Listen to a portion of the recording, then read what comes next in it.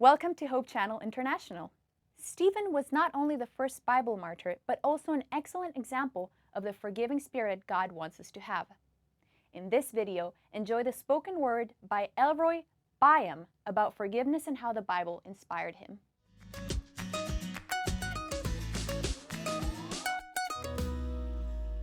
And for our package today, the way that we explore that is a dear friend of the show and our producer, Elroy, put together a spoken word piece exploring this concept and how we can apply it in our lives today. So let's check that out. I remember sitting on the south side of my adolescence, having too much time, too little money, and boots so orange you would think they were acidic. Stuck in the middle of middle school, not having enough hip-hop acumen, so I let radio stations sit on the bleachers of my mind for 9 innings at a time so I could understand how cool was played. And this was how I coped. Bullies hurled insults like African tribes, beating on the drums in my ear, rendering rhythms of no remorse. Never unaware of underwear attempting to go over my head like a bad math joke.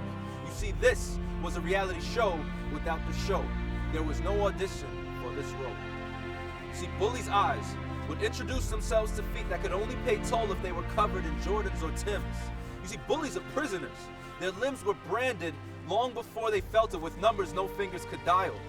Bullies bought lies dressed up as social acceptance that were sold to us on the black market. And they teased everyone that couldn't afford to look like the lion's share of their parents' paycheck. It took me a while to forgive them, but I did. In Acts chapter 7, a young man was a stone's throw away from salvation.